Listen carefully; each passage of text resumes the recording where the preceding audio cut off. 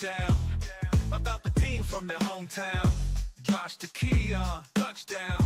Rodgers to Wilson, touchdown. You gonna laugh, you gonna cry, but these two are ride or die. They'll take you all the way to the Super Bowl or the exhibition game.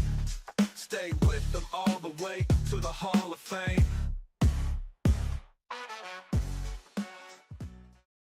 And welcome back to another edition of Official Word Sports. I'm Vince, and I'm here with my co-host Stevie D. Stevie D, what's going on? How are you? Oh boy, just another week in paradise, my friend. Another Jet season has officially come to an end, and not yet. You don't have the X. we don't have the X at 3-9. You don't have the X. You're still in good shape. Come on, man. You're Just killing me. focus. Just focus. Have that team meeting. Everybody get together. The cup is still half full. You know, it's may just be cold, but it's still half full. it's just a huge cluster, and just a mess, and what a disappointment. What a disappointment for the fan base. Truly disappointment. There's so much there to unravel, unpack. Just horrible. Just horrible. Well, I guess how do we look at it? I guess you're happy, right, that the season is coming to an end. We do our every quarter we say, man, this season has gone by so fast, right? And when you look at it, that was just week 13. We got 14, 15, 16, 17, 18. That's it. It's a wrap for the regular season. It's when you look at this season, it is a odd season to say the least, right? Some of the teams that were preseason projected to really be standouts have disappointed, whether it be injuries or just whatever. And then you have some of the teams that you really didn't expect to see a lot from, and they're starting to make some noise here in the league. You know, obviously there was a lot of hype coming in with your team, but I look at who the Bills played this weekend, the 49ers. I mean, that was a team that you should have known from training camp when you had Brandon Ayuk holding out, and it was just a debacle. Trent Williams holds out. Yep, there's another one. And I thought there was something else. Then the kid gets shot. Yes. Oh, the wide receiver. Oof. Yep. They've just had one thing after another, and CMC being out for, man, it seems like almost the whole season, really, right? He was out. What, for 2 games? He played 2 or 3 games. Played 2 games, and now a PCL, and he's done for the rest of the year. They've just faced just different things. On the flip side, you look at a team like, well, we'll say like the Steelers, right? Steelers coming into this season, you have Justin Fields and you have my boy Russ. Let Russ cook, right? I did not expect anything from them, and well, I'll put it this way: I don't know how you couldn't think that they were going to finish under 500. Well, under Mike Tomlin, right? So right. You have to figure they're good for at least 9 wins because that's all the guy does, right? And so I am surprised about Russell Wilson. But, going back to your point with the 49ers, and you look at the Jets and with Hassan Reddick, the holdout and the distraction there, and the 49ers had a couple of holdouts. You look at the Bengals at 4-8 with the Jamar Chase, T. Higgins contract debacle there. When you look at teams that had distractions, did not live up to the billing for this year, right? With those outside contract distractions. So I'm not, I couldn't sit here and say that that's for all 3 teams. That's the reason why, but it's a common thread on 3 teams why they're where they are respective in their own, division and conference. Here's another one that I'm going to show you or speak of is what's going on in Denver. Rookie quarterback, right? And Sean Payton, admittedly, I'm not good with rookie quarterbacks, right? But you have what Knicks is doing there, and just overall they're playing good ball. I do. Good coaching, though, right? When you think about it, though, what does Sean Payton have on his resume? Right? Good coaching. Oh, look at him trying to get in your good graces early. Look at him trying to get into your good graces early. He's trying to make up last week. How you figure? Look at a little Mahomie. Really? Really? Oh, I didn't I even think about it that way. I want to know what's going on in that household. Forget the league, right? We're gonna air this live. You can take the crown off of being king of your castle. What's going on? I looked up to you. I did. I looked. I was like, Because she wore the red?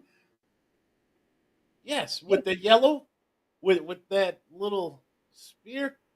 You have to understand, first of all, in this house, she'll never be a Jet fan in this house. That's okay. Because I tortured her because I take every loss like somebody just died in my family. I am too hardcore of a fan that when they lose, that I go nuts, right? So I crossed her, and she's told me I'll never be a Jet because of you. You ruined it. Okay, I can live with that, right? So now being here in Kansas City, she does. She caves to the people here in Kansas City. I do. Wrong one. That's the wrong one. No, what's she doing? Well, she's not going to wear a Bill stuff in this house because that won't be allowed. Yeah, but I know where you're going. Mr. Postman may come a knocking. Head it to the barn fire. Head it to the barn fire materials. Tis the season.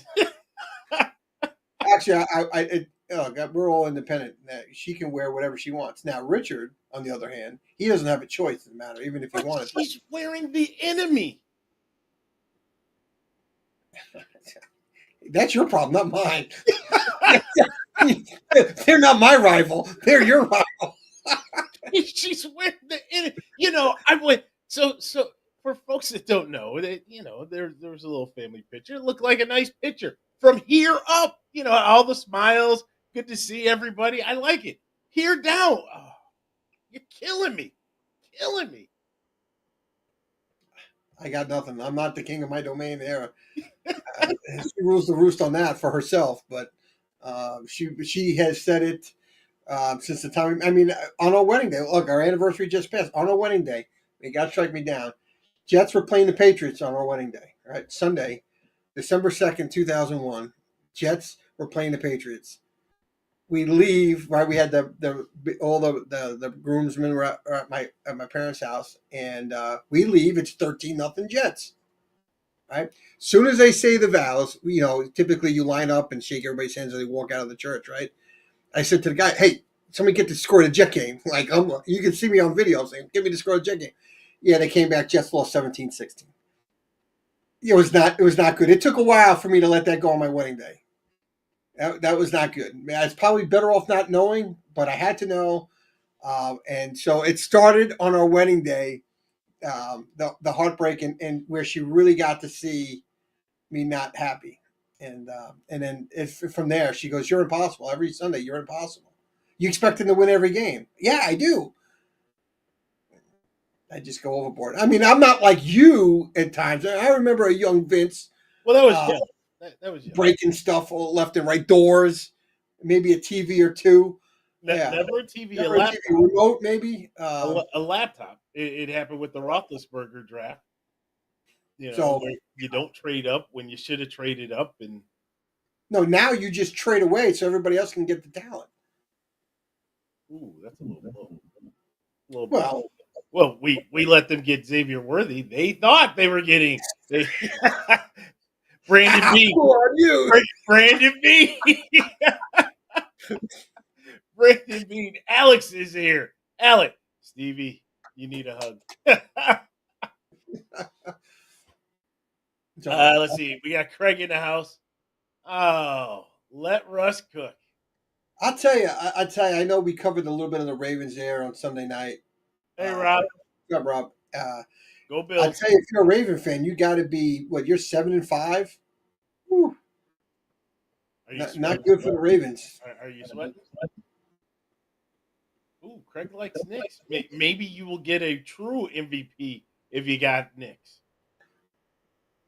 Well, like we were saying, though, I do think great coaching, and that's what Sean has done through his career. So, yeah, oh yeah, yeah. But too bad they gave up 30-something points, so you could have had more. Alex, what part? What part, Alex? Is that not wearing that red hoodie? That one just hurt. That hurt me when I saw that.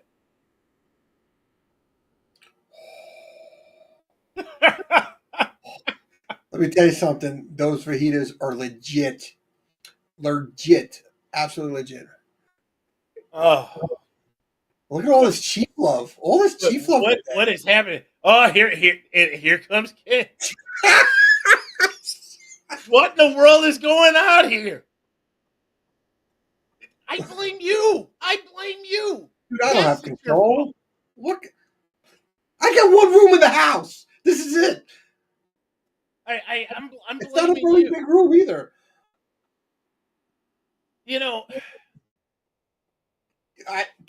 Yes, well, it really can. It's been 14 years of roughness. Wow. all Wow. right, Oh, Alex. You know what? I will give you a temporary Bills Mafia card. You don't even have to jump through a table. You're good. You're good with that. but if you want to jump through a table and put it on video, we will put it on the podcast. Hey, Joe. I second that nomination. All right. All right. Oh, a lot of fan mail to start off. That's great. Loving it. We have the 800-pound gorilla in the room. Okay. Dude, I'm trying to lose weight, man. I mean, come on. Well, if we stand next to him, we may be okay. Have you ever seen a luckier team than the Kansas City Chiefs? I do live in this market, so I have to be careful. But yeah, I mean, this year I don't know if I've seen a team have four games that should have been losses. But I know we talk about good teams found the way, but I still have to understand: was that a legal shift, an illegal shift, or was that a false start? I'm trying to figure out was somebody not because the ref, hey Terry, the ref didn't say what the illegal shift was. Well, Oh God, what in the world? Hey, Vince, hey, right here, Vince. I need you right here. I need you right here. I need you right here. But no, seriously, right? no. Hold on. You're gonna have to hold that thought. You know how we talk about at Thanksgiving how you don't say certain things to certain family members, and you kind of get in those arguments, and Yeah. then there's bad blood. Well, this is post Thanksgiving, and I haven't said anything. I've been quiet. I've been, how dare I go after a youngster, right? That would almost be child abuse, right? He's old Also, enough. He's old enough now. It's not child he abuse may anymore. be, but still in my mind, he's still, Well, he's little still not that height. little Richie, right? I'm Uncle Vince to you, little Richie. However, I you just don't know. If you poke the bear long enough, that'll be it. Disowned, done, done. And I will block you on the phone. I'll block you on the podcast. I'll block you all over the place, Richard.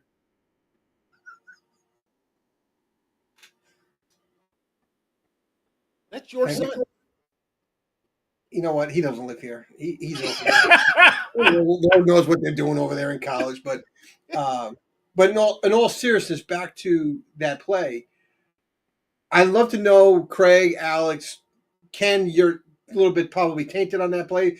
But if you know, I really want to know when they called it an illegal shift, do we know what the illegal shift was? Was it too many men on the line, not enough men on the line? Was it not, a tackle wasn't, or the the tackle was too far back. What on that play deemed it an illegal shift versus a full start? So here's the here's the problem. Before you even get to the illegal shift, right? First of all, let's for those that may not be aware, I think most everybody is. In the Kansas City Chiefs Raiders game, Raiders were down 2, driving with seconds to go on the clock. They actually got in field goal range for Carlson. And the clock was stopped. This is key per the NFL. The clock was stopped. And so there was a snap. But players weren't ready. They weren't set. The ball goes off of O'Connell. Goes off of O'Connell's chest, goes off to the side, and the ball is recovered by the Chiefs. They deem it a fumble, game over. But when you start to get into the weeds of what happened, first thing is that the referee on the far side of the field, actually, he was on the near side of the field, to be honest, but the referee there threw the flag, blew his whistle, and came running in. As the play continued, right, that then you had other flags that came in from the other side of the field. According to the NFL, because it was a dead ball stop, the dead ball and the clock was stopped, that changed it from being a pre-snap penalty, which would have ended the play immediately, to letting the play out and then a post-snap penalty. But the fact that the referee had already blown his whistle and the official had blown his whistle and came running in with the flag on the field, you had a segment of players that had stopped. It's not like you could say, well, this half of the field, you're okay, you could stop. This half, if you want to continue playing, you can continue playing. As soon as that happened, the play should be over. And that's it. The play should be over. And you know that I don't mind good competition in a race. I don't mind that. It just seems like and I refuse to go down the path that the games are fixed and that that it's scripted. I'm not buying that. I'm not buying that. But man, that argument gets more and more compelling when you overlook the obvious.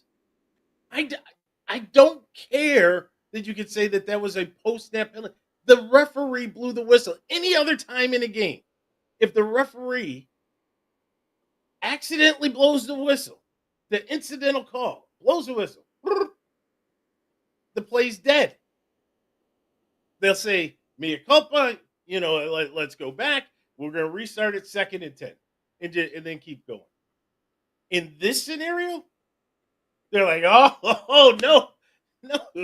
Yeah, what's confusing to me, man, when a side judge, back judge, front judge, referee blows a whistle that the play is over, no matter what has happened on the field, that play is dead because somebody blew a whistle and players heard the whistle and they stopped. Yeah. Whether it's the right call or the wrong call, forget Chiefs Raiders end of the game winning play. Just in general, if somebody blows that whistle, I mean, I saw it a couple of weeks ago where the referee says we got to redo the play. Yes, like I very rarely do you hear an official saying we have to redo the play.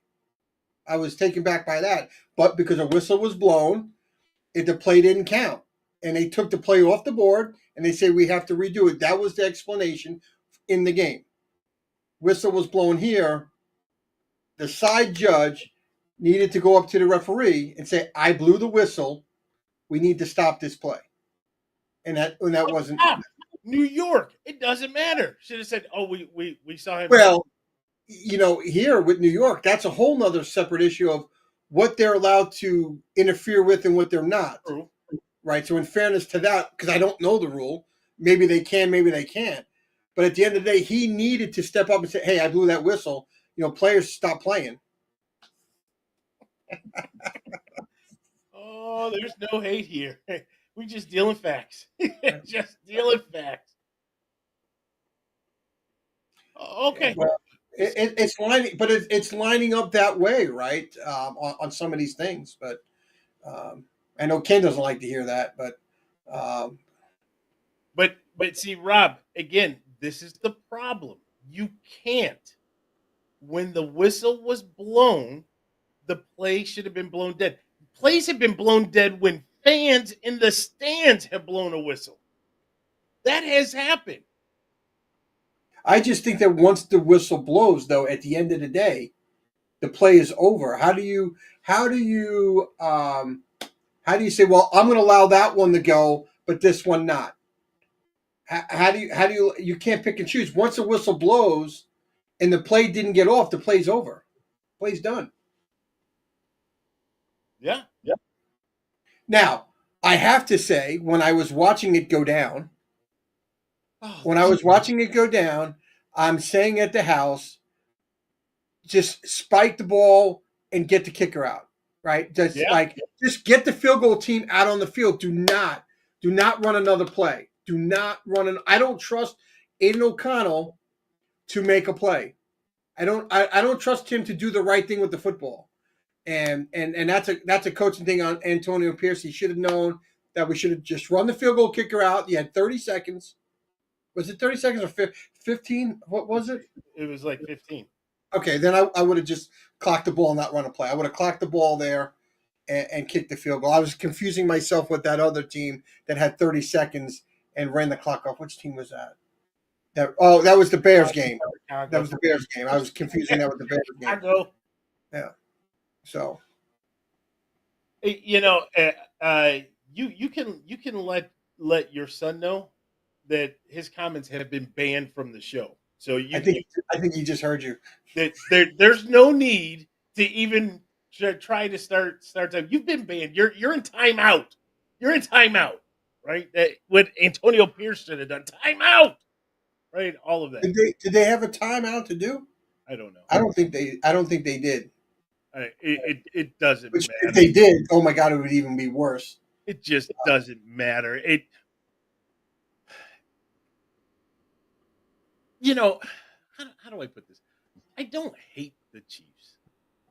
I don't hate the Chiefs. I actually like Andy Reid. I respect Mahomes. I respect Kelsey. I respect Chris Jones. Right? I don't hate them. I hated the Patriots. That was a true hate. I think most of why I don't hate them is because of the '93 AFC Championship game. So that I don't care what you do after that. That one is near and dear to my heart, and so that one. But I do, and this is going to be me as Bills fan, with sour grapes, jealousy, maybe. Sure, yeah, I'll admit as a fan of a losing team, when you see teams winning like that week after week, yeah, you get jealous. Sure, you do, because you don't seem to ever get the benefit of those calls. Yeah. And it's like you watch it week in and week out, how certain teams just magically get gifts handed to them. Now, in fairness, my Bills got a gift against the Giants last year. Sure did, and I'll be the first to admit it, right? But that's I think every team gets gifts here or there. I mean, it's not like these teams do. No, I'm not saying that. I'm just saying teams do get gifts from now and then where officials miss a call or something like that. It can happen. But when you're talking it seems like every luck is going your way 4 times in 1 year. It's like, come on. Right? But again, like the Denver game, that's not on the officials. That's on the Denver Broncos letting a jailbreak happen to block the kick. You got one job. Block the guy in front of you. It just go to the left. You block him. But there Good were other job. plays. There were other plays during the season that Likely, that you can't keep this much of your toe in bounds. You got to step. Thanks, Craig. Yeah, I blame you, Craig. you know what I don't understand about that? Did his heel come down before the toe? Ooh. Ooh. So what I ask is, why is it I can get my toes in and not my heel and it's a catch? But why is it when my heel touches down first and then my toe hits out of bounds, it's not a catch? My heel touched. I still don't think that they know what a catch is. I really do. Because we've seen some catches this year, and you see them, and they're just scratching their head. They're like, I don't know. Garrett Wilson's touchdown. It took them forever to try to figure out, well, Well, the shin, the yeah, knee, what is it? And you have told us what is the definition, right? It's not like we have a Des Bryant catch, right, where they're trying to figure that out. I don't think they know. I think they get confused. I think sometimes they get caught up in the moment and they see what's going on around them and they become fans and then realize, ooh, I have to make a call. I will say this though, Stevie D. In as much as I bash the referees, I do give them credit because they make their mistakes and it seems like it comes at the most inopportune time. But if you actually watch a game, and I've noticed a couple times where guys have been going for a touchdown, trying to reach that ball to cross the plane, and they have gone down at like the half-yard line. The referees have nailed it, and the isn't that spot wild how has they do been that? perfect. I was like, wow. Because you're watching so many different things, right? You're watching the tackle, you're watching the knee, you're watching the elbow, you're watching the ball, all at the same time, and you nail. I I do. think it's the knee. I think it's the knee, and when their eyes are focused where the knee is, that's where they're putting the ball for But the most part. but they're That's they're also watching the ball to make sure it doesn't cross the Yeah, plane. but you have a back judge and you got two sides judges, so to be able to communicate through the headset, this do it. But to your point, when it's happening real time, super fast, like it's happening, to get it to have that type of accuracy, you're right. It is something special. But yet they'll give the pass interference or the defensive holding calls. I just don't like when they go to ticky tack fouls. All right, the ticky Yeah, tack foul drive me bonkers. I'm on the notion of let the guys play, and if it's really outrageous, then throw the flag. But when you go to watch a game, when you're there in person or you're on TV, I don't want to see laundry on the field. It just slows the game up. It ruins the timing, the flow of a game, and I just wish they would do um, a better job of letting the players play. Well, you can't help a false start, right? Certain things you can't. An illegal shift, you got to call it. It is what it is, right? But when you're calling holding or PIs and both guys are drawing at each other down the line, playing handsy down the line, don't call the penalty. Let it just play out. You all right? no, I'm listening to you. Yeah. No, So I agree with you about getting too handsy, but trying to be part of the game instead of just kind of taking a step back when you have to jump into the game, right? No, I get that. All right, CVD, let's move away from that one. If I continue to look around the league, and it was brought up, I guess, by way of I'm a Jameis Winston guy. He's a Seminole, right? Here he is coming into Cleveland, getting his shot, right, and doing a great job, right? He really is doing a great job, especially what they had from Deshaun Watson. sure, Deshaun Yeah, gave nothing. and then it happened. The two pick sixes. You know, you, He's just it's known to give up the pick sixes, man. well, that's the thing, right? You love the gunslinger mentality, right? And you love the way he can throw that ball all over the field. Just with every pass, you're just like you're on the edge of the seat. You're clenching. You're like, oh, and then it's completed. right? He went to Judy, lit it up, lit it up. But every pass you're clinching, and then he threw that first one. I was like, no, Jameis, no. Right? Now we're late in the game. No, Jameis, no. And then he almost threw a third one because the guy, I don't know who caught it for the Broncos. He was like, I'm going. I am going. And, they caught him at midfield. I, I don't know what to say for Jameis.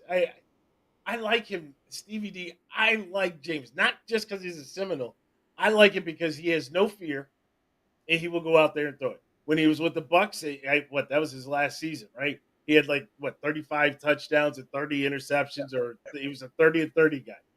And I remember against the 49ers, he had 2 pick sixes against with the going against the 49ers. But you want to see a guy like that, especially everything that has happened, because I will say Arians was good for him, but Arians was not the right coach for Jameis. Right? Jameis needed the type of coach that can dial it back a little bit. Right? Let Jameis be Jameis, but kind of be able to reel him in just a little. And Right. Arians was like, hey, dog, let's go. Let's go. Mike Evans loved it. Godwin loved it. Right? Cameron Brake loved it. Everybody was, it was like Oprah. You get a car, right? You're getting a pass. You're getting a pass. Everybody was getting it. But then so was the other team. And they were like, thank you. Um, it, it was a disappointing end to a really good game, especially for Cleveland, right? I actually was rooting for Cleveland, and especially for Cleveland, just to see how that ended, right? It'd been nice if he could have come back and he beats his old team. Judy comes back, right? Judy's getting booed just unmercifully, right? And he's bringing it on. He's telling, bring it, right? And Stevie D, his game was on 235. fire. On 235. So That's, yeah, that's the way to go up against your old team. it no doubt about it, no doubt about it. So that just I wanted to give some love to Jameis, but also um, recognize Jameis. Somehow you have got to find a way. You've got to find a way to stop throwing those interceptions. I don't know what you got to do. I don't know. I don't know if you just need to sit there and meditate for a period of time and just say, okay, let me calm down just a little. Uh, but you got to find a way. Um, Stevie D. So obviously, this weekend was Turkey Day, right? We gave our thanks, what we were thankful for on our last show, and then came we talked about the Black Friday game, and it definitely was a Black Friday for the Raiders. But the Bears Lions game, I don't think I expected that one. I don't think most people expected that one. So are we thinking that all of a sudden the once invincible Detroit Lions, that there's a crack there, that there's a way to be able to shut them down? You can let a team like that um, come back and Well, you can look at it two ways. You're right, right? You let them come back, and did they put it on cruise control? And then when you put it on cruise control, sometimes you can't get that back. You can't get that swing back in your favor if you go on cruise control because it was every bit of a route, and then it wasn't. yes, Right? yes. So it'll be interesting. Lions actually have the Packers on Thursday night tomorrow, which you gotta love division games. You got to love the rivalry in the division games because there's been a little smack talk, if you will, from the Packers, and um, it's kind of funny because the Lions nobody really talked smack to the Lions in the past. I don't think they felt that they needed to, and now all of a sudden you hear teams talking about the Lions and saying stuff, and it's like, ooh, what do we have here? Maybe Campbell has turned the corner, and now there's a little hatred going on. So, we talked about the Steelers Bengals. Anthony Richardson. I'm going to skip over a game for you, Stevie D, because the one I do want to go to. No, Craig, I'm not going to talk about the Ravens. The one I do want to go to is the Texans and the Jaguars. Actually, before I go to that one, let's talk about the Eagles Ravens, because I think that the Texas Jaguar one is going to have longer conversation. Um, what a boring game to start when we talk about the Ravens and the Eagles. And then it just really felt like at some point there was, I talk about this invisible line, and Stevie D, I use the invisible line for almost everything, right? Old age, time to retire, when it's time to stop going out to the clubs and party and all that. But there was an invisible line here where all of a sudden the Ravens were not good. And I don't think that the Eagles are that much better, but the Eagles just dominated. They really did. They just dominated that game. And it felt as though Baltimore could not get out of their own way. It almost felt like Baltimore and Harbaugh, they were just kind of confused, almost like they were just walking in quicksand. Not to mention Justin Tucker can't make a kick now, so maybe he went to the school of Tyler Bass. I mean, he left 7 points on the board. He did. I mean, he's ruining his case for Hall of Fame. Wait, what's that?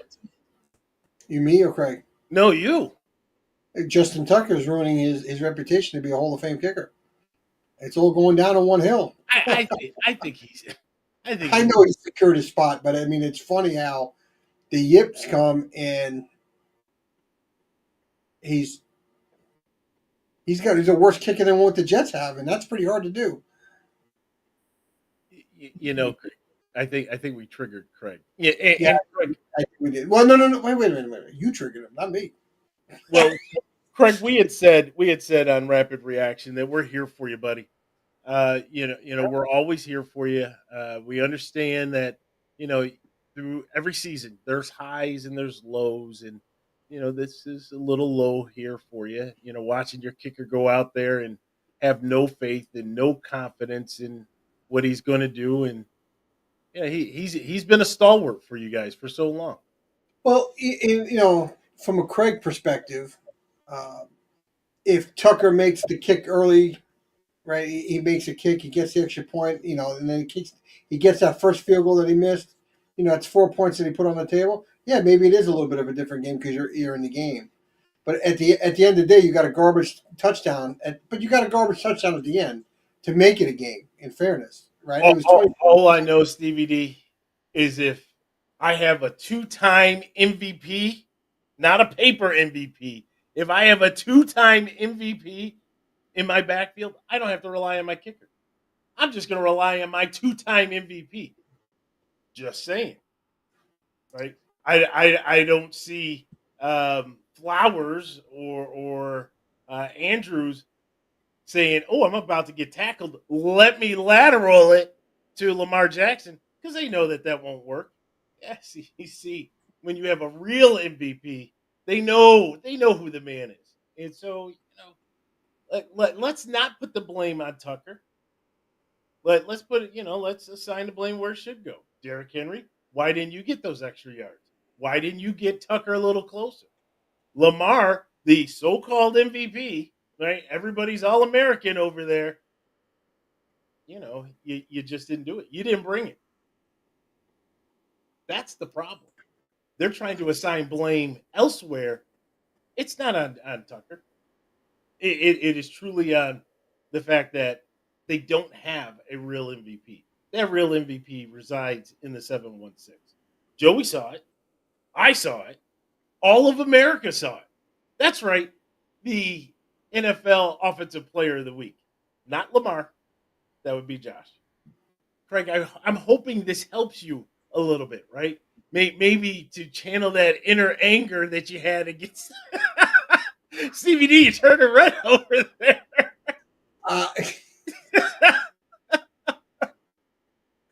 I mean, I got nothing for you, Craig. All right. Oh, that may be a shot to. Yeah, but they still win. 11-1 versus 8-5. Ju- I'm just saying. Just saying. You get it. Hey, You look, get it.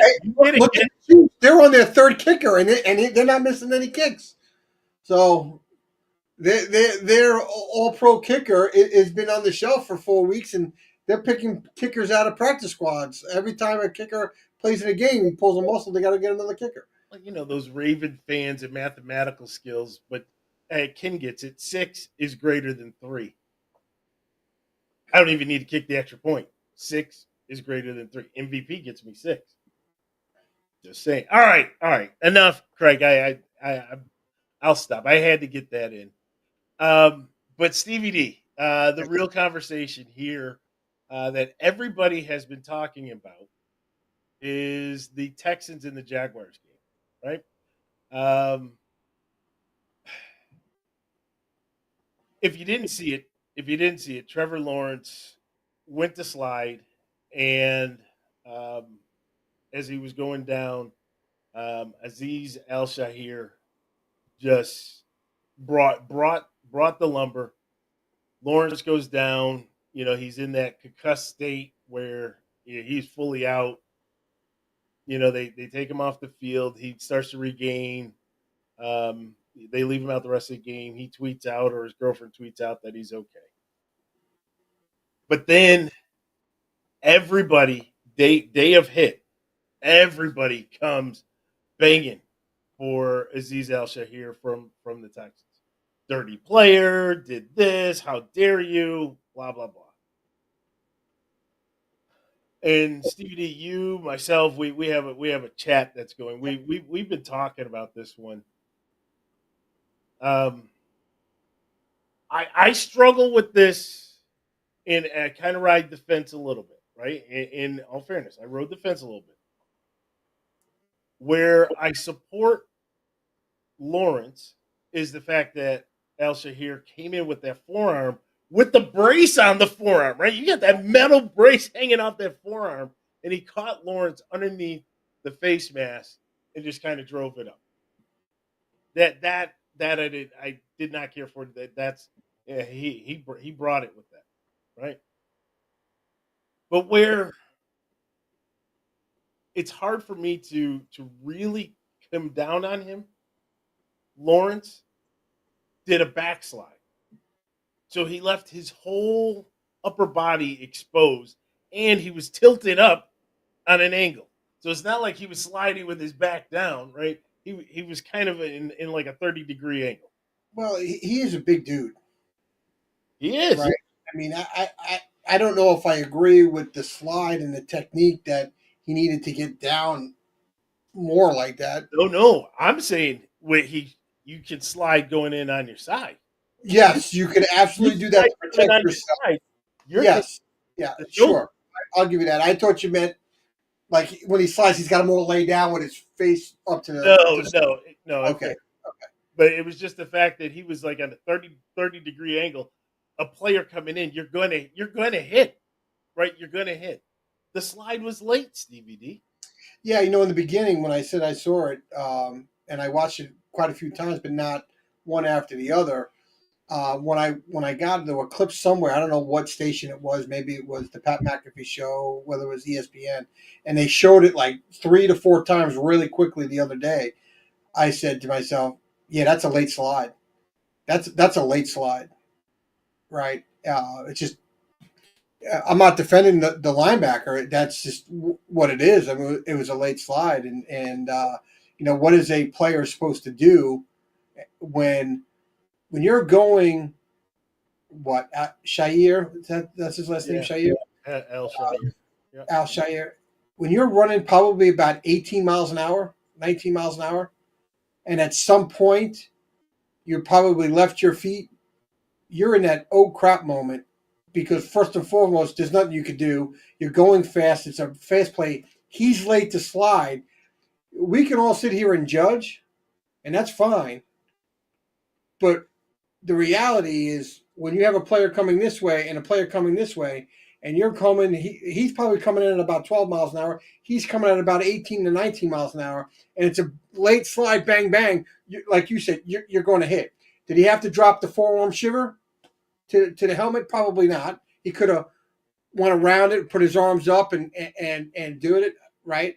I don't agree with the forearm, but the reality of him not getting hit when you watch it in full speed and look at where he's coming from and where he was at the time that he started his slide, there's nothing you can do. Not at 18 miles an hour. Right. Not, there is no brakes, people. There are no brakes at 19. When you're remember, he's not running straight up where he can put the brakes on. You're coming down. There's no way to put the brakes on. Too late. That collision's ready. It's like you're driving 40 miles an hour and you're hitting the brakes, and physics say you're not going to be able to stop that car, and you rear end that person, or in an intersection you hit somebody because you got to stop, but you can't get there.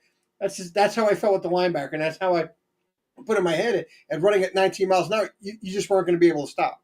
He could have done something with his forearm.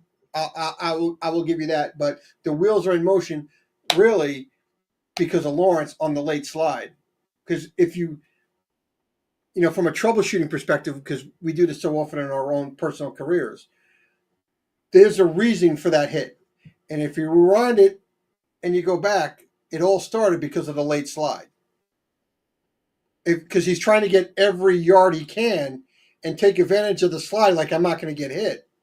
Well, the reality is the player at that moment in time does not know that you're sliding. And when you do that late slide, you have that violent collision, and it happened when it happened. What I didn't know, and shame on me, I didn't know the guy had prior. I didn't realize that was the guy that got into the fight against the Bengals on the sideline. Like, I didn't know he had a prior history of penalties. That's probably where the suspension probably more so came from. But like the GM said though, he really he's had one other incident that you mentioned this year, but that's the way that he is being portrayed or was being. And what's interesting, it's a tale of 24 hours, because when it happened, everybody went after Al Shayer. I mean everybody, full force.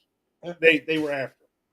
24 hours later, it started to ease up a little bit, and now all of a sudden it's like, well, first of all, you play defense, right? What do you expect? You have a defender, right? Your job is to go seek, tackle, destroy, right?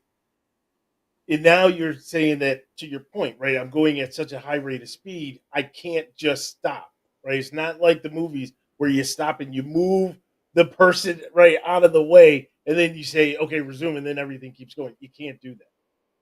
Then Lawrence started to take a little bit of criticism for the time of the slide, the way the slide, and then the league started to take some, saying, what do you expect, right? And so now all of that hate and vitriol that was going against Al Shahir started to relax a little bit, right? It's one of those things where the NFL has created this monster.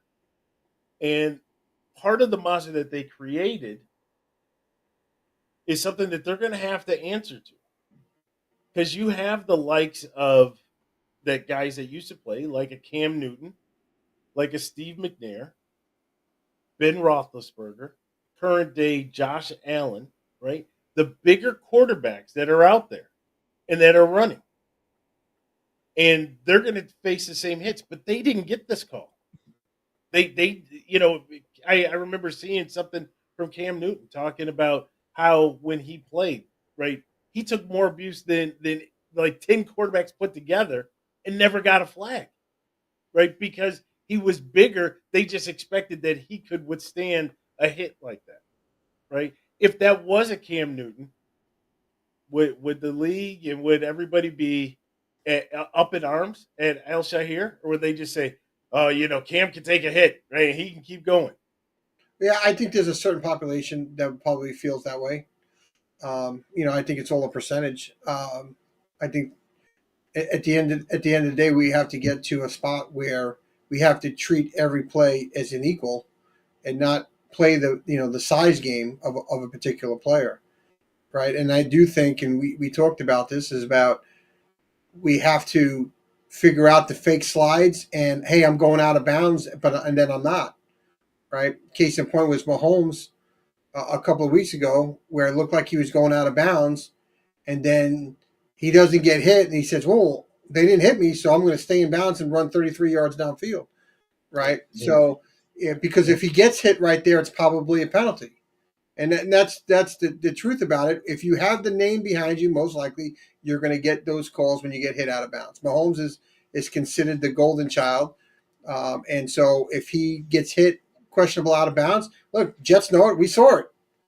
We hit him. We hit him on the line. We didn't hit him out of bounds. We hit him on the line. We get hit with a personal foul penalty, and he's on the line. So um, it just is what it is. I think we have to figure out as the NFL needs to figure out a way to say that you can't fake slide, and if you look like you're going out of bounds to give yourself up, then you have to go out of bounds, right? If you're going to protect the quarterback in that fashion, there has to be rules to help protect the defensive player.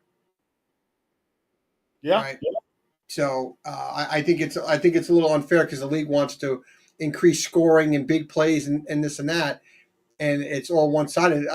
I joked about it, but it's almost like some of it becomes entertainment and not sports. At the end of the day, you're playing a sport, and you're putting a quarterback and I understand that they're the money position, but you're putting them up on a pedestal that I just don't agree with, because at the end of the day, they're football players. When you break the pocket and you run, so you're saying I can't hit the quarterback as hard because he's the quarterback, but yet I can maul the running back all day long or the wide receiver. I'm not talking about defenseless receiver. I'm talking about I'm tackling. So you're saying that my health is not as important as the quarterback health. How is that, right? So there's so many things that are just jacked up to me in the NFL when it comes to some of these rules and how they pick and choose certain things.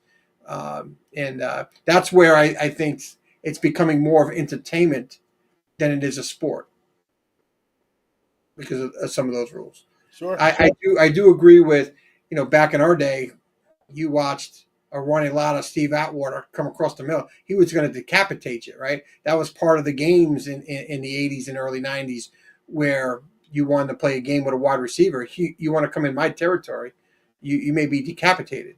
I understand today why you don't want that in the game, because these guys' heads get scrambled at the end of their career, and nobody wants to see somebody, crippled in life after the game of football because they got their head torn off. So I am okay with certain things where you're trying to protect players, but I think what they're doing with the quarterback is a little bit over the top. So, Stevie D, one thing I did do, because I think it's interesting, and we'll close in just a second. So, you know my boy TB12. I still won't give him his full name or proper due there, but TB12 actually spoke about his time in the league and what he thought about the hit on Trevor Lawrence, and he actually cited the game against the Bills. I love that hit. It's part of my startup. Remember how you had the Windows startup and it starts. So, but it was a hit where on the sideline, Nate Clements just absolutely destroys Brady on the sideline, right?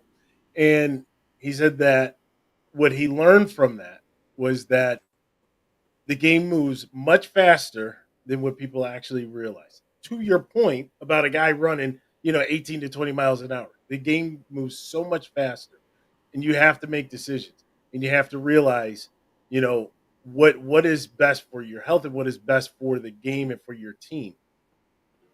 What's best for you is to be able to take that next step, right?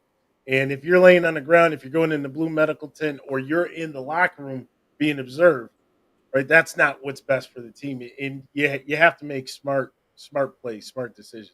But I did share that clip of what a hit. Oh, that just goes down. Shared it in the chat, so it'll be there for a lifetime if anybody ever wants to go back and see that. I just love that hit, Stevie D. All right, let's move on. So, um, you rivalry week for you. Does that work? Sure. Do you just want to move on? No, I mean, look, at the end of the day, that the Jet season is what it is. What am I going to talk about? We have to win the battle up front. I like to still say that it's week number, what are we, 3-9? So we've played 12 games and we still have a running back that hasn't had 20 carries in a game. That's a mortal sin. Brees Hall has not gotten 20 carries in one single game. How is that possible? You come into the season saying, "Oh, Brees Hall is this and this and that," and you can't give him 20 carries in a game. Is he gonna fall apart? Is he gonna break? Right. So there's just so much here with the Jets, and it's the dysfunction. It just breaks my heart that this team has fallen apart like it has, and it all started because of the owner decided to, right or wrong, fire the coach 5 games into a season when you're 2-3, and you're battling for first place. Right.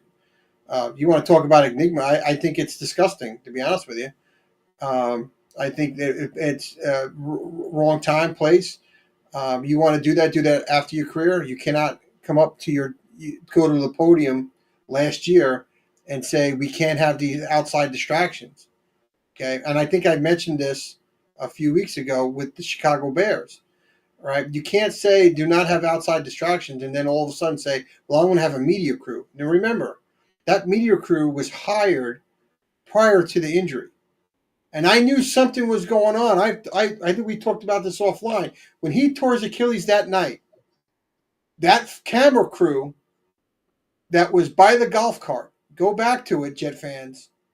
Go back to it. There was a special crew that was following him around like a puppy dog. Okay? That was an indication something was going on, that he was doing something, because that was not normal to see that. What I saw on camera. And that gave me the hint something's going on. He's documenting something. Somewhere, somehow, he's doing some type of documentary. And then, over a year later, it comes out, right, that he's doing a documentary. And the hypocrite in that is you're trying to say I needs to remain focused and keep everything in house, but you're more focused on a documentary about yourself. So that, yes, I do have a problem with that, big time about that. So, when you talk about dysfunction in the Jets locker room, or why we're not coming together as a unit, we're not a unit. We are parts. We're just parts out there. We're not a team, and we don't know what goes on in the locker room. But this team with this type of talent and having this type of dysfunction at 3-9, we're not even talking about 500. We're talking about 3-9. Right? We're not talking 6-6. How is that possible? Could it be that people in the locker room privately are really pissed off?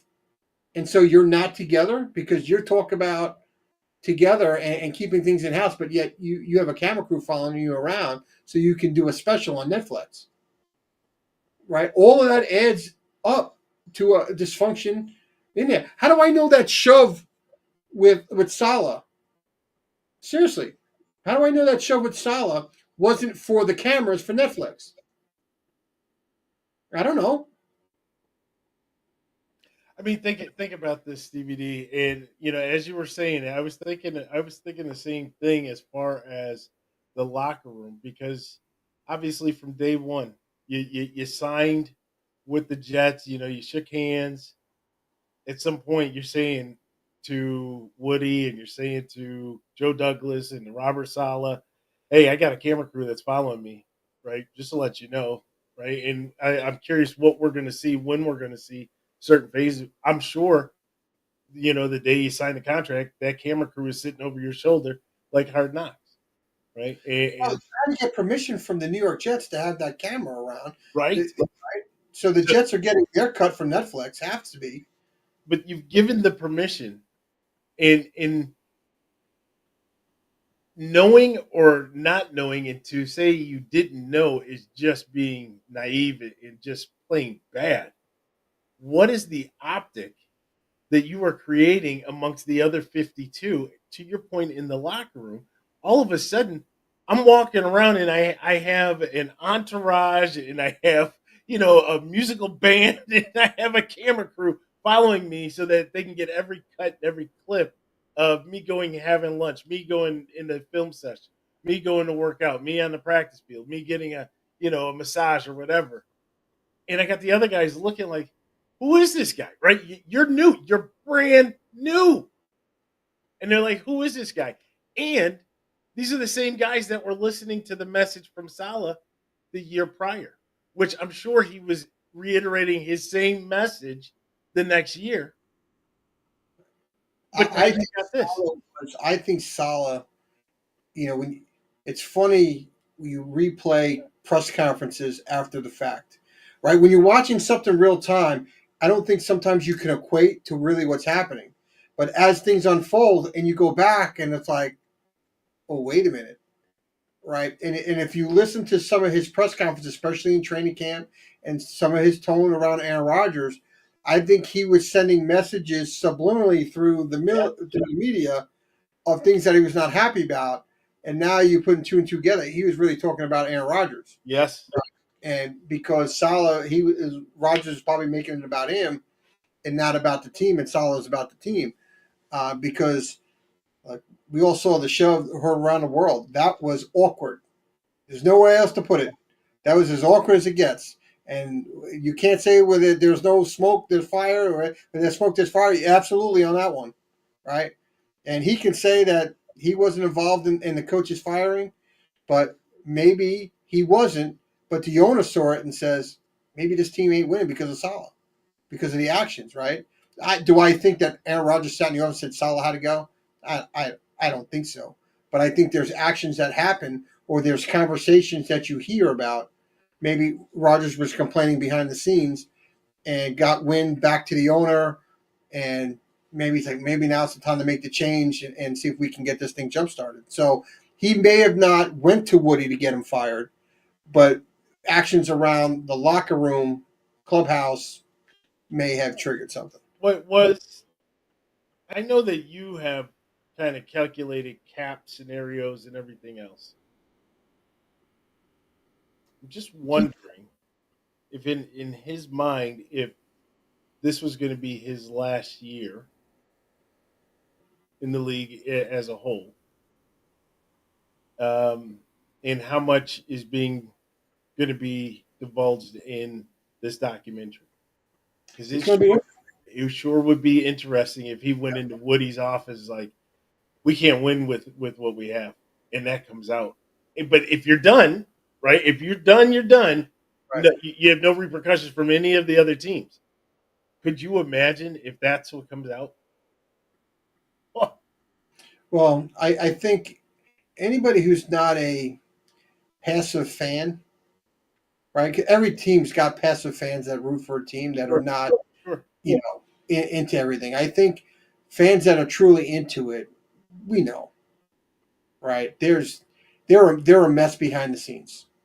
So would it shock anybody that Aaron would? The documentary said it. I don't think it would shock anybody because at 3-9, the players should be ashamed first and foremost because that's them going out and playing, right? And I think we all knew that the coaching was not very good, from Keith Carter, the offensive line coach, to Nathaniel Hackett, who was calling the plays, and really Todd Downing is still handcuffed because I don't always agree with Rex Ryan, but Rex Ryan came out the other day, and I think he's a blowhard, and he's talking about how I'll fix the thing with the Jets. Blah, blah. Dude, you had your shot. Okay, you did the same thing that Salah did. All you do is talk up your defense at the podium all day long. You don't give any credit to anybody on the offensive side of the ball. It's always about your defense. So I don't know if you've learned from your mistakes, but I'll tell you what he did say.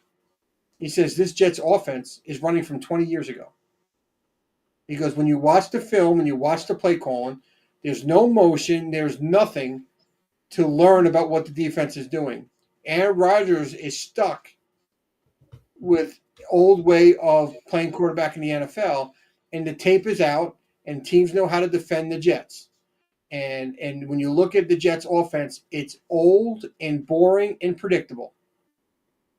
And Todd Downing, I think, yes, you can change play callers, but I think Todd Downing is stuck working in this box with Aaron Rodgers. And he can't deviate that because that's what Aaron wants. So he's got to figure out how to make plays to work in this box. And that's the reality that the Jets are living in. And unfortunately, these last 5 games, it's going to be the same thing. We're going to score anywhere from 13 to 21 points, depending on who the opponent is, or less. And that's it. We're not gonna have those explosive plays. We're not gonna have that creativity to draw up plays to get people free to go hit. Um, But it's the Dolphins. It's the Dolphins. Well, I will say, last week against Seattle, it was the first time I saw Aaron Rodgers throw the ball more than 40 yards in the air. The first time all year I've seen it where, well, maybe not the Hail Mary, but there was the Hail Mary, and I think there was one other play that we went deep on that was incomplete. But generally speaking, we have not thrown the ball 40 yards in the air. And Devontae had an opportunity to make the catch, and it was called incomplete. So it's we're just it's depressing, right? And absolutely, I want to beat Miami. I can't stand them. I want to ruin their chances because they think they can make the playoffs. So I want to squash that right away. And we got them twice in 3 weeks or 4 weeks. I know we got them twice. I don't know if it. I think it's Miami, Jacksonville. I don't know if we come back for Miami or whatnot. But at the end of the day, from a Jet fan, if you're looking for something, there is nothing because the offense. And I quit. I think I even talked about this. It reminds me of Tom Landry. Offense in the 60s and 70s was considered innovative, right? People didn't know what was going on. Then all of a sudden you get into the 80s, right? Danny White come aboard, and they're still doing the up and down with the offensive line, but you're not fooling anybody because everybody knows what's coming. Now there's video, and you don't make a change. Dallas got very stale offensively, and he winds up being let go. I look at Aaron Rodgers in the offense. You're stuck years back. The game has evolved in the last 5 years alone. How much offensive has evolved, and we're stuck running this old antiquated offense with no motion, no nothing. You're not learning it because Aaron Rodgers. You have it all up here. It's not a good mix. It's awful. It's. I mean, Zach Wilson's offense. I don't care, Jeff fans. You can say what you want. Zach Wilson's offense, as mundane as it was, Aaron Rodgers has better numbers than Zach Wilson. I will give you that. Touchdown to interception. I think Aaron's got 19 touchdowns and 8 interceptions. We haven't had a quarterback throw 19 touchdowns since 2016. All right. So from that perspective, yes. But if you look at the offense, how many throws per game are we at the line of scrimmage? Okay. When you think about his game last week, I think he averaged the lowest amount of yards per attempt in his career. Right. It's the first time in his career that he's had a 14-point lead that he's lost. He's had 2 games this year with under 40 yards passing in the first half. Okay? Say what you want about Zach Wilson. He was still a much younger quarterback. I just thought Zach at times brought more juice to the Jets than what Aaron's getting. I can't believe how many throws are at the line of scrimmage with Aaron Rodgers. With Devontae Adams and Garrett Wilson, are you kidding me? Right? Devontae is the almighty God that people put him up on the pedestal, and Garrett Wilson as the ascending star. And we throw 40 times and 25 of them at the line of scrimmage. Are you freaking kidding me? What are we doing here, people? So that's why it's just a whole mess here at Florham Park. It's just a mess. So I'm rooting for you. I'm rooting for you. On multiple reasons. A, I hate the Dolphins. More wins means you go a little bit further back in the draft. So that means you're afraid of the Jets coming. All right. So you're afraid of the rebuild. All right. I just don't want Travis Hunter slipping to the Jets. That's all. No. In all fairness, look, if Travis Hunter is a generational type of talent, right? In all seriousness, I think if he fell to the Jets at whatever position, you probably have to grab him. But for me, I'm about the offensive line. Oh, very We right. I'm about the line. I got my left tackle in Olu. Right, he had 42 pass attempts, 0 pressures last week. Great start for him. You got the young center in Tipman. I need another line. I need to build this line and create that wall for whoever the next quarterback is. They have time to throw. sure. And getting some of these free agent retreads is not the answer. You got to get the young guys in there, not your 33, 34, 35-year-old linemen that are their best days are way behind them and they're injury prone. So I personally would go line again. Again, it was not the favorable pick in the draft, right? Everybody said Brock 10 Bowers, for, 10 for 140. but what did I tell you what we were going to need? What was going to happen?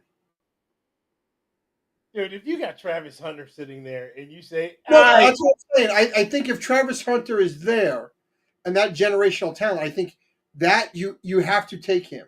But if he's gone, I want a lineman. I want a lineman. I want the best lineman because Aaron Rodgers will be gone, and we have to solidify that line because we're a joke when it comes to pressures and sacks and all that. So so for the 8th year in a row. Stevie D, last week, Sunday night, the snow was falling. Let it snow, let it snow, let it snow. And at the end of that, it was The Bills make me wanna shout, kick your heels up and shout. 5. 1, 2, 3, 4, 5. 5-time AFC East champions. Now, do something with it. That's all I got to say. Do something with it, right? The good thing, I guess it could be a little bit of a curse here, Stevie D. We're chasing the dangling carrot, right? As long as the referees are going to give Kansas City the game at the end of the game, then we will never make up that half game, right? They have that stagger on us. The loss to the Ravens, obviously, that's going to come back and hurt us. But moreover, the loss of the Texans, I think, is one that really hurts on that one because you were there in position to win, miss the field goal, they turn around, make one pass, make the field goal, and you lose the game, right? Um, but I'm at the point now where either you're going to get it, go get it, and that's to get the number 1 seed. Obviously, you only have to have 2 games that you win in the playoffs in order to make it to the final game, or you add on to it the fact that you get the bye, right? So I want that bye. I want that extra week, but I don't want to exert and risk everything to chase something that the league doesn't want you to have, right? I would like for the league to come back and say, "Hey, Terry, you guys had an outstanding year. We appreciate it. We're going to wish you all the best. We know you have a high mountain to climb once you do get into the playoffs, but we're going to make sure that Kansas City, that story finishes as close to the way we wanted it to as possible. You guys messed us up a couple weeks ago, but you're not going to get that. Tell me that now, right? Tell me that now. That way I can start to balance some of the time and some of the minutes of some of the key players. Make sure guys are getting healthy, not rushing players back, right? But it is a joy to watch this team when it's clicking on all cylinders, and it is a joy just they're having fun. I'll tell you more. I you know that I have been hard on McDermott. I have been very No. hard. You saying? I have been. I've been very hard on him. Yes, you have. Yes, you have. But I see a different man on the sidelines. And I think no other event than McDermott laying down in the snow with Josh Allen doing snow angels shows you that he is becoming, not that he is becoming, because he was still very, very stiff. When he laid down, right, Josh was like doing snow angels, and McDermott's like, I don't know if I should be doing this, but he's still doing it, right? And so it was I don't think the team's going to feed on that. Oh, yeah, they are. They're going to feed off that energy, dude. Those players are going to be all in for him. 100%. You Yeah. can see he's changing. And the question is, are you changing because you've self-reflected? Maybe you're changing because you watched OW Sports podcast and you saw you were just getting hammered week after week after week, and finally you looked in the mirror. I'd like to say that that's what it was. But whatever it was, right? He's maturing as a coach, right? And what I mean by that, and it's not a negative, right? Because we talked about these first year head coaches, sometimes it takes them to be fired in order to come back so that they can self reflect on what happened and how they got to that spot. And then they take off and they're gone, right? But the success that he's had kind of was masking some of the things that were going on, right? You didn't really see it. You didn't realize how you needed to be more aggressive on fourth downs.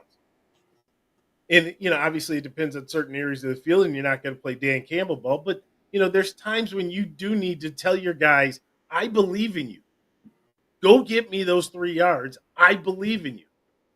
And let them go do it. He did that with Tyler Bass. I believe in you. Go kick that 61-yarder. You're my guy. And he went out there and he did it, right? And we're seeing that time after time this year. And I don't think we would have seen this in years past. And I'll be the first to admit, right? Many of Bill's Mafia is not admitting. I didn't see this team being in the position they are right now. Not because of the loss of Diggs and Davis.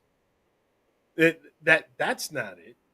But it was the loss of Hyde and Poyer, the loss of Mitch Morse. It was the Diggs. It was the Davis. You could keep going down player after player after player that captains, Stevie D, captains that were gone. Yeah, well, I think you just named about 6 starters out of the 20. Guys that are gone. Leonard Floyd, gone. He wasn't a captain, but gone. And you think, you're like, this is rebuild, right? You're rebuilding with a cornerstone in Josh Allen. You have a very, very good player in Cook, right? You have other good pieces like Rousseau and Milano. Love me some Milano, right? But then you had a lot of question marks, right? People can say what they want. You had question marks on Bernard. You had question marks on Benford. You had question marks on Douglas, right? You had question marks all over. And then you look at what you do in free agency. And once again, you're scratching your head. You're thinking, I don't see it, right? I don't see it with a Curtis Samuel. I don't see it with a Matt Collins. I like Keon Coleman, again, Seminole. But I liked him for a different reason, right? A lot of people wanted the speed to take it over the top. How dare you let Xavier Worthy, go to the Chiefs, and he ran a 4.21, and we could have had that. Then again, I look at Keon Coleman and I saw what he did at Florida State. I saw the tool set that he brings.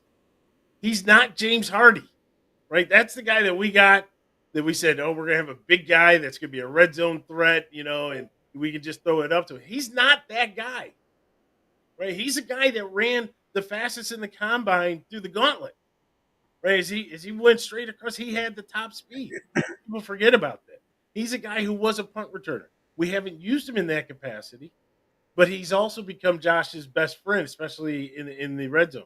So is Matt Collins. And boy, that would have shocked you, right? So you just that we didn't have the pieces maybe that on paper people would have said, yes, this team is going to be 10-2.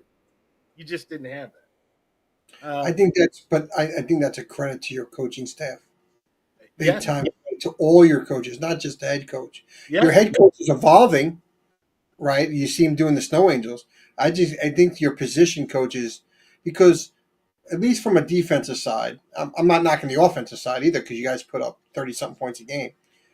But the injuries that have ravaged the Bills through the years on defense, it always just seemed like your defense was there, no matter who you plugged in there. Okay, you may have had a player that missed a tackle or dropped an interception, whatever the case may be.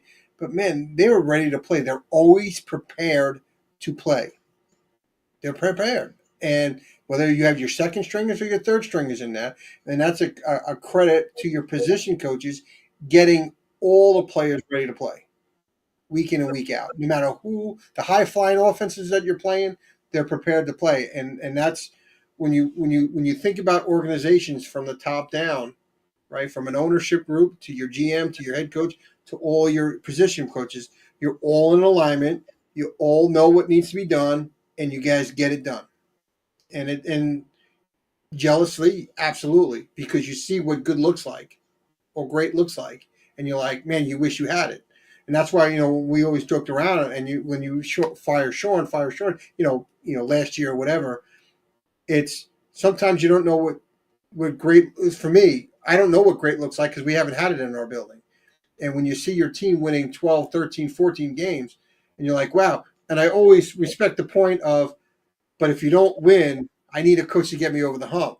Well, I think perhaps this year your coach has evolved to where now it takes you over the hump because he's evolving as a coach. And where some coaches could not evolve the first time around, Tony Dungy with Tampa Bay, he evolved a little bit with Indianapolis. Please do not put cart before the horse. Right, no, I hear you, but it's where you still got to finish it. But like you said, you're seeing little things like that. Is that my coach? Because man, he wasn't like that before. So you know what it reminds me of? It reminds me of how they talk about Andy Reid, right? He hasn't had the full transformation into what Andy Reid seems to be today, right? You're not going to get Sean McDermott doing commercials for Campbell's Chunky Soup, right? That's just not going to happen, or for Snickers. But you see him still being serious, but in commanding that respect, but kind of opening up, and that and whether or not he was like that behind the camera, and so we never saw it, or if it's now he's showing it to us in front of the camera, or it's just him in general. I do think, though, I really do think the relationship and the trust that he has with Josh goes a long way, right?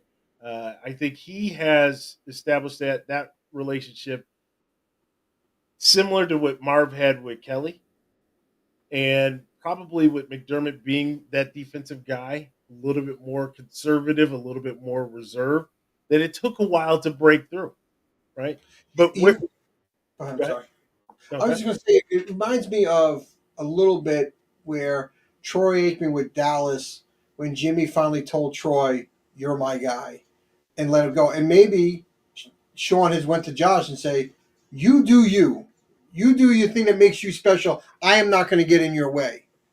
yeah, And he's just sitting back and letting his ultra talented quarterback be Josh Allen and look at what he's doing, because Josh Allen is a football player. He's a heck of a quarterback, but he's a football player, right? Which well, is even very to that. I'll give you something. Last year, Josh got hurt, the UCL again last year, and that was it, right? We don't want to see Josh run at all. Thanks to the Jets, we don't want to see him. He's Yeah, standing in the pocket like a Statue of Liberty over there. thanks to the Jets, right? I didn't call for a suspension back then. Should have. Maybe, maybe I should have. But if you remember last year from a Bills perspective, right, that they basically shut Josh down for half the season. For half the season, we don't want you running, right? And maybe that's on Dorsey, but I don't think so. I think that came from the top, right? We need to preserve you so that you'll be there for the playoffs. But they saw the offense was struggling last year, right? Without Josh, and without Josh being not without Josh, but without Josh being dynamic. And then in the second half, all of a sudden we were like, finally, right? And now you start to see the multi-dimensional Josh Allen putting the pressure on the defense, yada yada, and you finish with that winning streak. You end up winning the division. This year, Josh Hurts non-throwing hand hurts his wrist, right? He's been wearing the glove and the tape and kind of braced up. But they haven't put the governor on him. They didn't do it. They allowed, to your point, allowed Josh to be Josh. I trust you. Go out there, make plays. Josh had a reoccurrence of the injury. They didn't stop him. Every time I keep waiting for, oh, that's it, right? And it didn't happen. And that's the trust that you spoke of, right? That Jimmy had with Troy and that Marv had with Jim, and now we're seeing that with Sean having that with Josh. So, a lot of good things are happening there, Stevie D. Great conversation. Thank you for that. Real quick, I just want to go over. So now we have the Rams. Okay. Um, you know, Wow, this is very different. I don't see Sean's name on here. Sean hasn't been on here in a couple weeks. Making a return on a consecutive basis though is Tyler Bass. Okay, but keys to the game again. Play 60. We talk about you play 60. 60 is the new 50. We saw it last week. Mitch Trubisky comes in with 10 minutes to go in the fourth quarter. That's perfect, right? We're going back to Cali. Making that West Coast swing, going out there. Um, I don't have. How do I put this? And I want to be fair. The Rams are a good team. They got two great guys on the defensive line.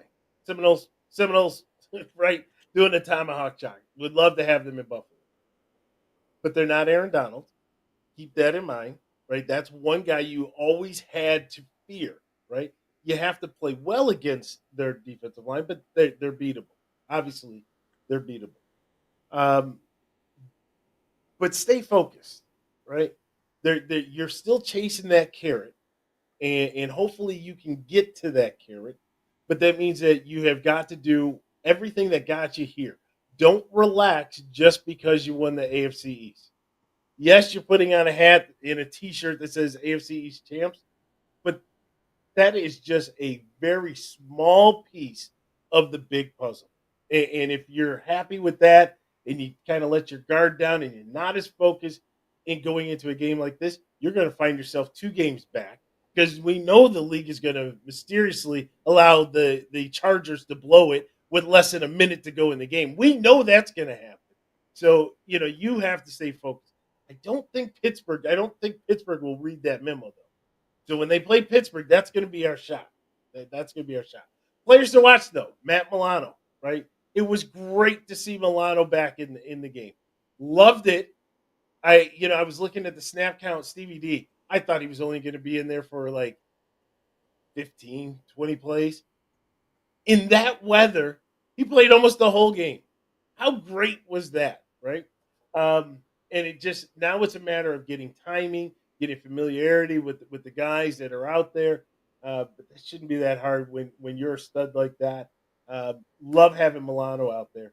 The other player to watch is Tyler Bass. I don't fault Bass for the missed field goal in those conditions. That Yeah, was it was like distance 48, something like that. 49. 49 49. Yep. with the snow coming down and Tyler, I'm not holding you to that. I would have liked you to make that, right? Not for the score. For the confidence. There you go. There you go. Because then you can say, you know what? I'm hitting it in all kinds of conditions, right? That's what golfers do, right? If the wind or, slight drizzle or the heat doesn't matter, right? I can knock it stiff. I'll lay it out there and just let it roll on up. I can do it in no matter the conditions. I can play Pebble Beach. I can play St. Andrews. This is my game, and that's where I want you to be because that's when this is clear and you're free. You're back to Tyler Bass, the one that I said was rookie of the year. So that's a guy I want back. So Stevie, that's how I have it broken out for this week against the Rams. It's too bad that Tre'Davious White opted to try to get out as quickly as possible before this upcoming match because we were going to play against him. Right? We had Floyd one week and then we were going to have White the next one, but he wanted to go run to the Ravens and now, sorry, Craig, may not make the playoffs. the rate you just whoa, I don't know where that came from. I don't know where that came from. So, all right, Stevie D, long show, but great conversation, great topics. Love to everybody that was jumping in. Richard, you are still banned, at least my text messaging to you. You are banned with that as well. I believe taking shots. See, you thought in a crowd you could take shots. That's what it was. That's what it was, Stevie D. He thought since millions around the world were going to watch OW Sports podcast Right, that right, he'd be able to take a shot and walk right. away unscathed. These youngsters don't realize you got to log in as a different user, mask the name. But no, he comes in with his name. He just, he could have done Ron Mexico and everything would have been good. But Leon Sandcastle. yeah, right. I mean, it would have been good. But no, young. He's got to learn. He'll take and learn from this. Indeed. Indeed. All right, but that's gonna wrap it up again. Thank you, everybody, Rob and Alex and the whole Chief Kingdom that seemed to join. I guess they wanted to hear me just go off, but no, it was good to have everybody out there. Get ready for tomorrow night's game. That's gonna be a good one. That'll be a good one. So we'll definitely don't know who I'm pulling for because I'm really pulling for Green Bay, Stevie D. Just to knock Detroit off their perch a little bit. However, we play Detroit the following week. So then, they're going to have Agree off the loss. 10 days to just, whereas, maybe, sorry, Green Bay, I think I'm going to have to go with Detroit in this one. We're going to put all our eggs in that. Let's go, Jared Goff. You're the guy. you're the guy. Hey, Jameer Gibbs, just don't take a photo of the whiteboard in the locker room there and put all your plays out there. I felt for Dan Campbell when he was told at the podium during his press conference. He kept it together, but you knew he was seething on the inside, wanting to find out what the heck happened. Not very, very smart. There was a moment there that you're not thinking. You're trying to make a funny thing and not realizing what was behind you. And, everybody has captured that photo from the oppositions, pinched and zoomed. What does that say? What kind of information can I get? But to get Dan Campbell's credit, what you said, to his credit, he was like, you know what? If you got it, good. I don't care. We're not changing it. If you think you can stop us, stop us. That's the right mentality. We'll see if he changes. Right? Door closes. Everybody over here now. I bet you Gibbs is buying dinner for everybody in that building. Sorry, boss. Well, all right. That's going to wrap this one up again. Everybody, thank you. Appreciate the participation. We'll be back with you. It's a West Coast game. You got the late game. Yes. You is yours a 4 game by chance? I'm early. I'm early all the way to the end. All right.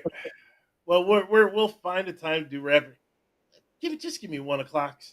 Just 1:00, please. But rapid reaction Sunday, and then of course regular Wednesday nights we'll have the podcast. So thank you again to everybody. Check us out on all of our social media. There's a new one. There's a new one. But right now we're on Facebook and Instagram, Twitter or X, and obviously YouTube. You can watch old and past episodes. Stevie D, I found the clip. Jay, if you're out there, you will be exposed. we are just debating when you will be exposed. So if you need to tell any of your family members, if you need to tell any of your coworkers, and just say, hey, if you guys do watch this podcast, OW Sports, yeah, that was me. I had, I was sick. I was taking some NyQuil. This is what happened, and that's how the incident occurred. But these guys are going to try to make it seem like I was okay. I was completely lucid, but yes, we are going to unleash the infamous episode, and it's it was OW Sports Jeopardy. So it was probably, about a 5-minute segment. We're not, we won't have the whole episode.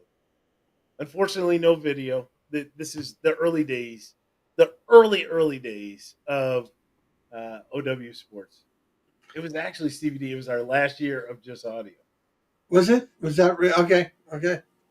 So we were a year too late in order to be able to catch Jay in his finest. Oh God, it was funny. So I can't wait to relive the audio clips on the show. We have to make sure Jay is available for that episode. And JB, if we can find JB, get JB to come on. Oh yes, great moments in OW Sports. One time you wish you had the video for it, right? 100%. All right, everybody. Thank you very much for my co-host Stevie D. I'm Vince. We'll talk to you soon. What you gonna listen to? Oh, double is sports. What you gonna listen to?